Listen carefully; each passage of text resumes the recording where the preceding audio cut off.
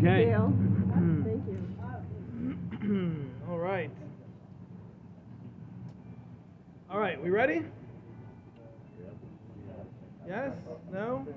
Can you guys hear me down there? A little bit? Quick, make sure there's no seats. Can you hear me now? Quick. Can you hear me now? He hears in his sleep. It's unbelievable. He drives in his sleep. He hears in his sleep. It's great. Make sure there's no chairs. Quick. All right. No. All right. So we are on page 120. We're up to Ches. So until this point, we've given a number of different methods that Hashem uses for the judgment system, for decision making, for exactly how all of the different circumstances in life are reached, the different kinds of assessments of the global picture, and then the personal, individualized picture. And there's a lot of different calculations that go into all of them. And we talked about how some people are given things in order to test. Some people are given things in order to get them going, to wake them up. Right in there, there's a seat. Right on the elevator. Are we having a test there, or we bottling? No. Now that you got here, we'll bottle. So, and we mentioned a lot of different ways that this happens. Sometimes things happen in order to test. Sometimes things happen in order to get people going. Sometimes things happen in order to fulfill a certain purpose, to get certain things to happen. Like, these are all different methods. And the main focus, I guess, of all this has been that the goal, as we stated in the beginning, is that everyone should reach Olam Haba. Everyone should reach the world to come. And Hashem has given lots of different opportunities and ways to arrive at that eventuality. It doesn't have to happen. As we mentioned, there are people who miss it entirely. But Hashem has given us lots of different opportunities to get to that state. And last week we talked about how people have inherited circumstances oftentimes, that people will be born into a certain setup, whether it's intelligence or wealth or social status. I would assume things like health or athleticism or personality. These are all things that can be inherited from previous generations, and he understands that to be a system that unless it's acted upon, it will remain that way, and that's the assumed state of the next generation. Did you ask them to lower it? Did they? I'm sorry. Could you? Yeah, I was gonna say. Seems like it's a little louder than it was. Thank you. Inherited, you mean genetically and... Not necessarily genetically. That's what we mentioned last week. It's not necessarily genetic. You know, somebody who has wealth is not a genetic inheritance. But some of it could be genetics. Okay. All right. So, anybody have anything to discuss about that before we move on? No, we're good? Okay. All right. As soon as Leanne gets back, she probably has to wait in line.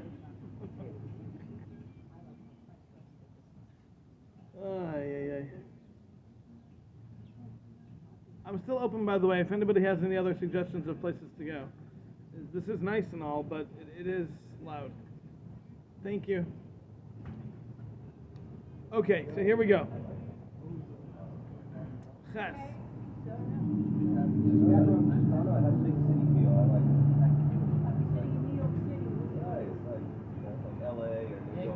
Yeah, I don't mind seeing it. It's just hard to hear. That's all. What? Exactly. All right, here we go. The Because of the traffic. Yeah, yeah, yeah. But I'm All right. Well, I may need to get voice lessons and learn how to project better. Maybe that'll help.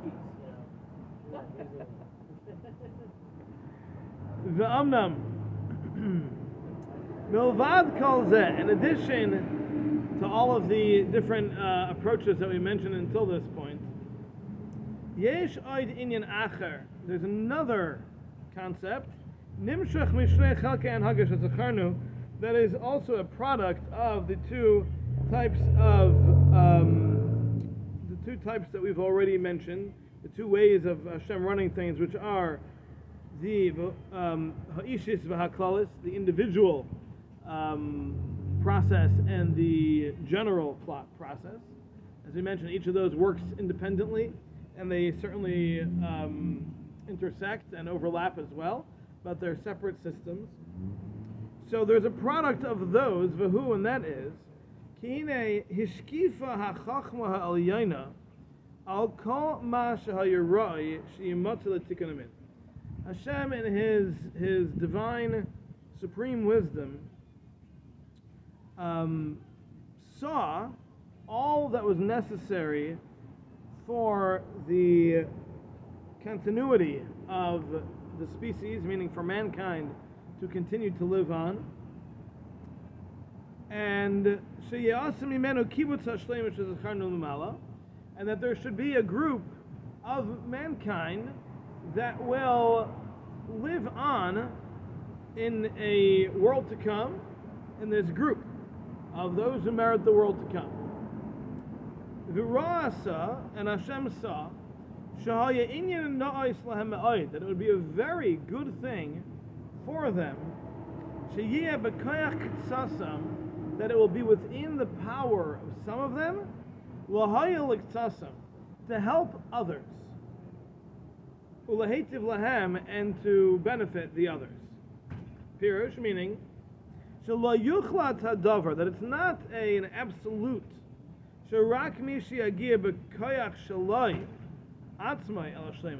that not only, it's not an absolute that a person only who merits on their own, of their own accord, through their own deed, to reach the world to come based on their level of perfection that they have reached, that only those should be those who reach this group in the world to come. Ella, but gam mi shekvar yagiu ma'asav, even those about whom we can say that their actions have reached shebihitolusay ba'acher zakim imenu, that through their connecting themselves and being dependent on someone else, zakai mimenu, who is more pure than they, yuchal lehanais b'shleimus, they can also benefit from that other person's perfection. So it's like a Rebbe Talmud type of relationship. It can be like a Rebbe Talmud type of relationship where you have somebody who is less deserving, who connects to somebody who is more deserving, and in doing so they are able to benefit from the perfection of the higher level person. Hine yukanes b'chlalahu, and he will be included in that group. That's like a tzaddik, like you go to or if you go to a favor, it's not two, but to Hashem, but through the tzaddik, whoever's the tzaddikim. Right. So, In some sense. yes. I know the Nachman Breslov says if you come to his caver and you give 1 penny of tzedakah, he will lift you by your payas out of Gehenna. Yes. Very Nachman Breslov. Doesn't bode well for women, does it? Well, they have more though. Yeah? More to hold on to? Hold on. You think he touches women? They're I can't speak for Reb Nachman in this They're group. Neshamas don't have neshamas. payas. They're neshamas. Neshamas don't have payas. Symbolic. Right. That's the idea. Okay, so, Would this also be like it keeps referencing community, so would it be the congregation and the rabbi? okay, so Interesting. let's try to discuss and understand what's going on over here. This is a very deep concept. It's not something that is easily understood. It's something that in certain parts of Judaism is much more prominent by the Hasidim in particular. Hasidim use this as one of the primary focuses of their practice of Judaism, is connecting to the Rebbe, to connect to the tzaddik and try to hang on to him as much as possible, and in doing so accomplish what's being mentioned over here. That is This is talking about while the person's alive, right? this is while the person is alive. Is this talking about going to a kever? Okay, so let me read to you what Reb Chaim Friedlander says about this, because Ramchal doesn't really give more of an explanation of this as he goes on. He really doesn't. He doesn't explain it much. He qualifies it a little bit, and he talks about it a little bit. He doesn't really explain it much more than this. So it's kind of enigmatic. It's a little bit hard to really wrap your head around exactly what he's saying. So Reb Chaim Friedlander says is like this. He says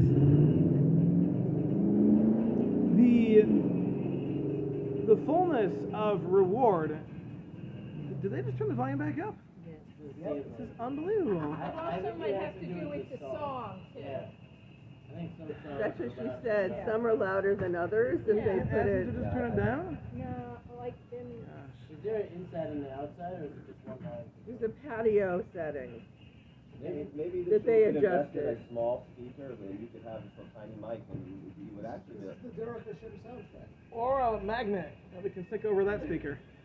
Oh my gosh. This is a famous concert. Famous chazan. I don't. I'm sorry, but I'm not welcoming famous chazanim into my class. All right, let's do our best. Spin the Derech Hashem right. Yeah, let's do our best to stay focused over here. In the face of the Yetzer Hara is trying to get at us. All right, here we go. So Chaim writes as follows. He says, the ultimate recognition of the reward is not limited to the individual, but it's also about the general, both as far as the person within the person themselves, and also between people. Meaning to say, the judgment that I am going to go through is not 1 plus 1 plus 1 plus 1 of all my good things, and then minus 1 minus 1 minus 1 minus 1 of all my bad things. It's also the fact that I reach certain thresholds in all my 1 plus 1s, and there's kind of a general picture that gets painted by that, which is like a bonus almost. It's like in addition to the individual, there's also the sum being greater than the parts, right? There is that concept as well.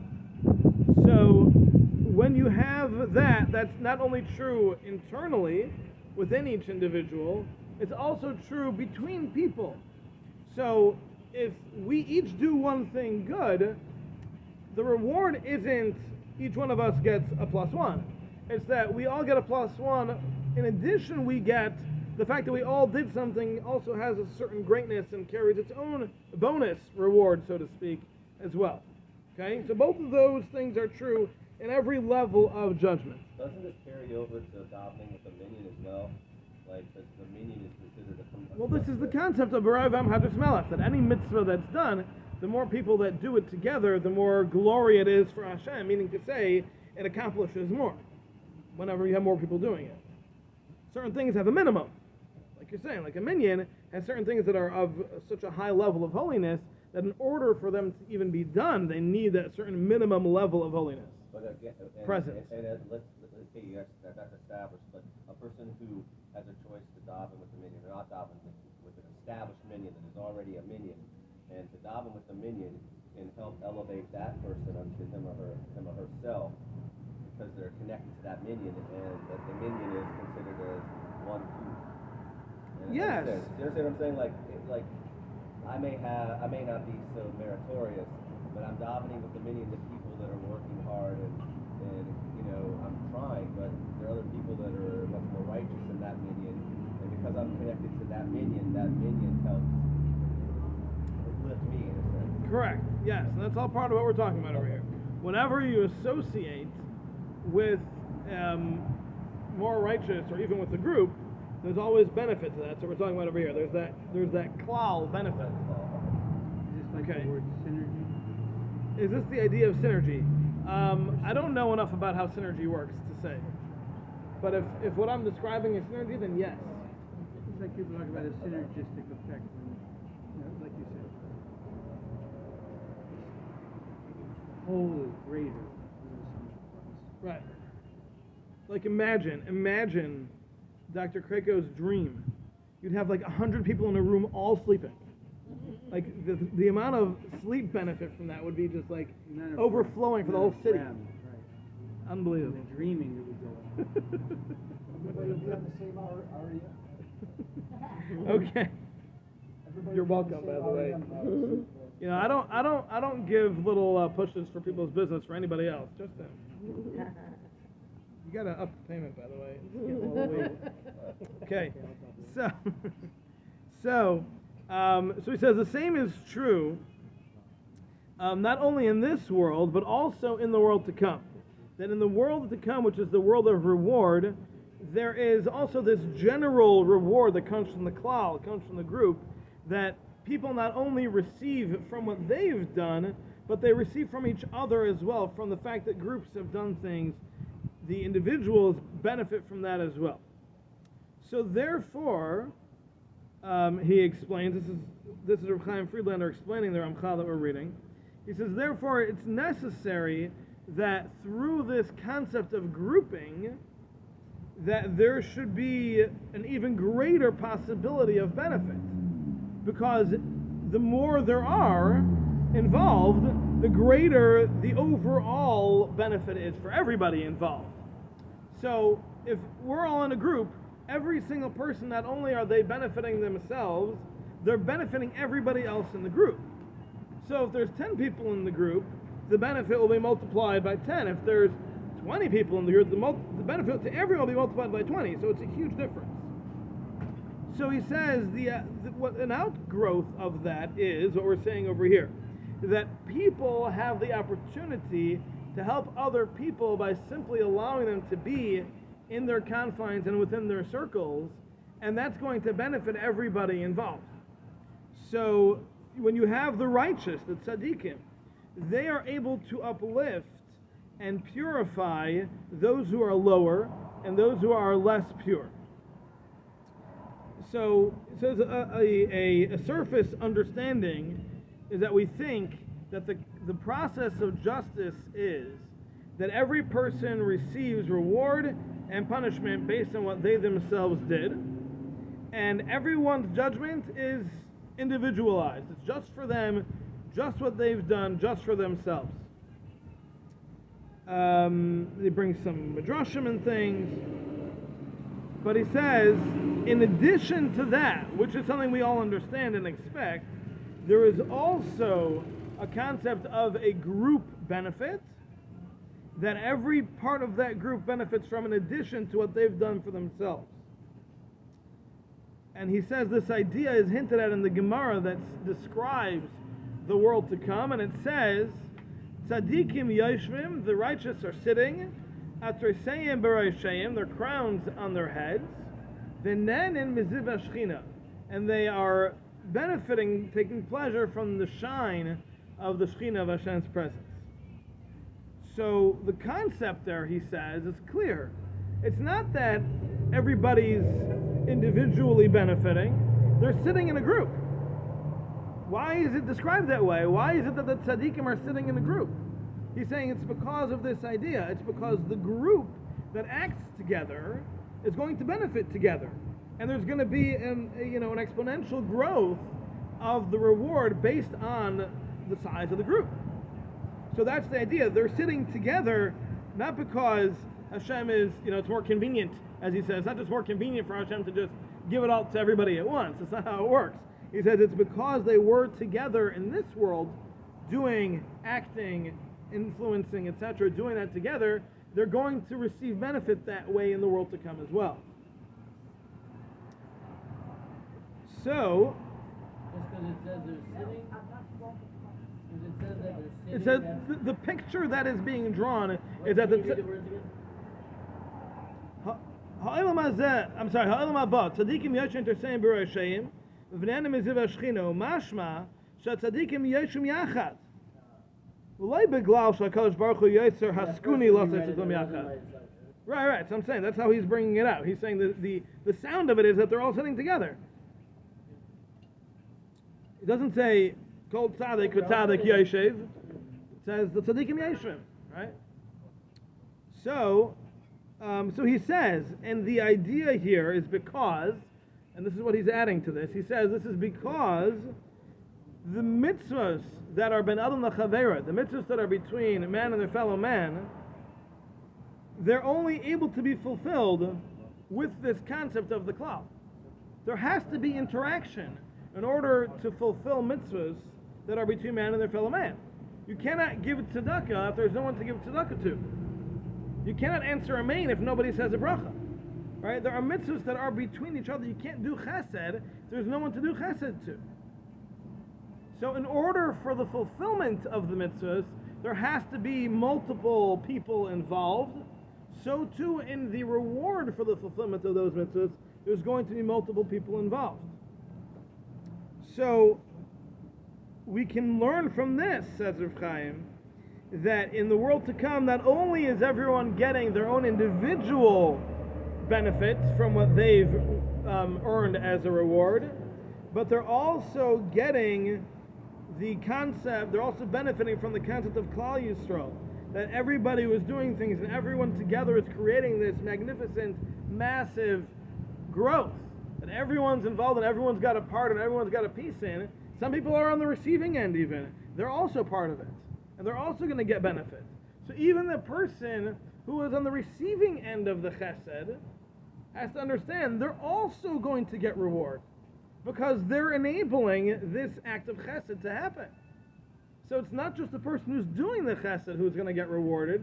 The person who's receiving the chesed is going to get rewarded, not because of something that he did, but simply because he's not part of this big picture of this act of chesed, which itself is part of a bigger picture of many acts of chesed that are going on. So when you do things as a group, as a family, as a community, as Klal Yisrael as a whole, these kinds of initiatives are so much more powerful than the things that we do as individuals. They're exponentially greater. And we don't realize how far-reaching the effects of group initiatives are relative to the individualized ones. They're huge. It's a great pitch for keep showing up. That's right. Everybody, show up. So said Stephen. And he's the president, so don't argue. Okay. So now, he says, he brings here, in his footnotes, he brings a Maharal. And this Maharal is pretty fascinating. Maharal says like this. He says, the concept of Klal Yisrael, we know, is mentioned as the number of 600,000. 600,000 are the number of men above the age of 20 who left Egypt. Now, the Maharal says that number isn't a random number. It's not just that's who happened to be. That number is symbolic of Klal Yisrael. It's said that 600,000 is the number of neshamos there are. Now, obviously, there have to be more neshamos than that. There's more people than that, right? But in a certain way, the neshamos are split into 600,000. So the number 600,000 is a very, very unique and deep number. So Maharal explains as follows. He says, the Torah was not given to Avram, Yitzchak, and Yaakov, even though they would have seemed to have been the most deserving. Avram figured out the whole Torah on his own, and yet Hashem never gave him the Torah. Yitzchak, Yaakov, they fulfilled every mitzvah in the Torah. Yaakov himself says, in Lavan Garti, Tarik mitzvah Shamarti, I did all 613 mitzvahs, but he never got the Torah. The Torah was not given to Avram, Yitzchak, and Yaakov. It wasn't given to the Shvatim. Who was it given to? It was given to Klal Yisrael when we were 600,000. What's that idea? What's the concept? What's that big number of Rivavos Alpha Yisrael?